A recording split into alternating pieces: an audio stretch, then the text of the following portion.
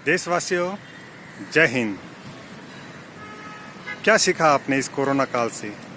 इस कोरोना की महामारी जिसे पूरा विश्व त्रस्त हो गया, पूरा भारत त्रस्त हो गया, घर का एक एक इंसान त्रस्त हो गया। घर में रहने को मजबूर है, घर में रह रहा है। घर में रहने के बाद उसको किस प्रकार की अनुभूति हुई, क्या ये आप अपने आप से पूछ सकते हो? कितने दिन और घर में रहोगे, क्या आपको अनुमान है? बिल्कुल नहीं, क्योंकि अगर आप खासकर मुंबई दिल्ली में रह रहे हो तो इसकी कोई गारंटी नहीं है।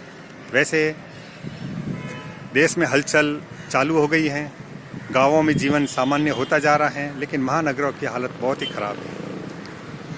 कुछ नहीं बोल सकते, सरकारों की कोई गारंटी नहीं है। सरकार के अधिकारियों की कोई गारंटी नहीं है कि वो किस वक्त कौन सा भाषण एक आदेश के रूप में दे दें।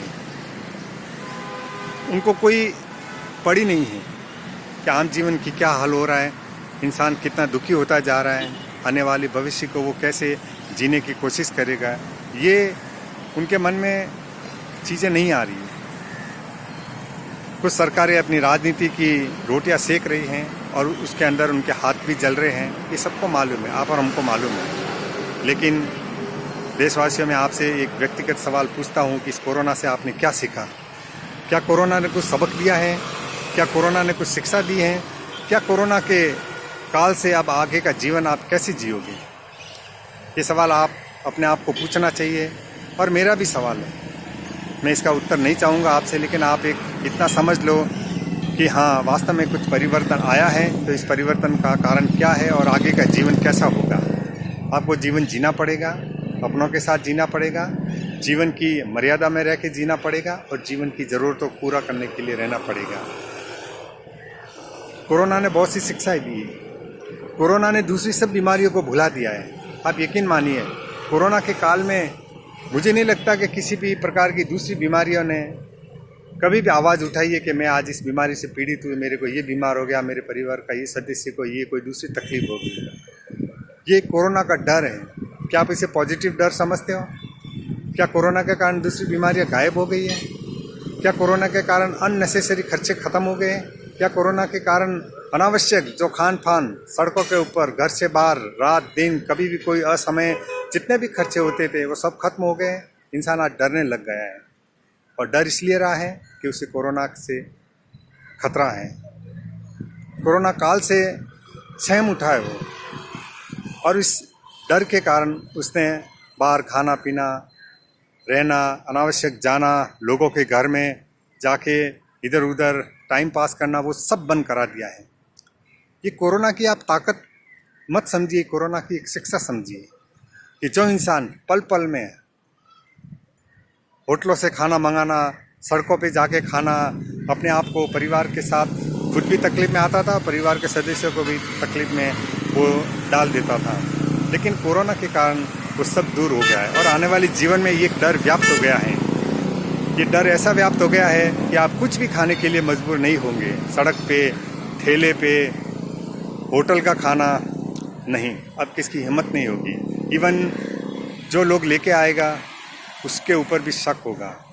घर पे कौन आ रहा है, ऑफिस में कौन आ रहा है, दुकान में कौन आ रहा है, उस सब पे प्रश्न चिन्ह लग गया है। क्या आप कोरोना को धन्यवाद देंगे?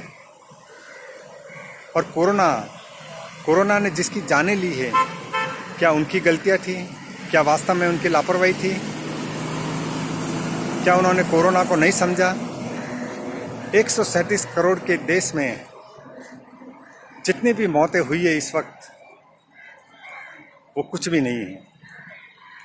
लेकिन देशवासियों, आपको ये समझना पड़ेगा इस कोरोना के महत्व को। ये कोरोना एक महामारी है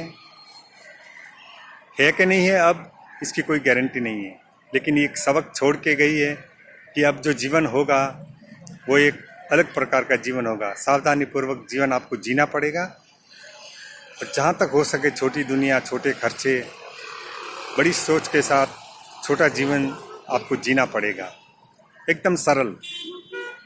लोग अब शादी ब्याह, शोक सभाएं सब अपने हिसाब से छोटे छोटे रूप में करें, किसी को कोई गिला शिकवा नहीं है।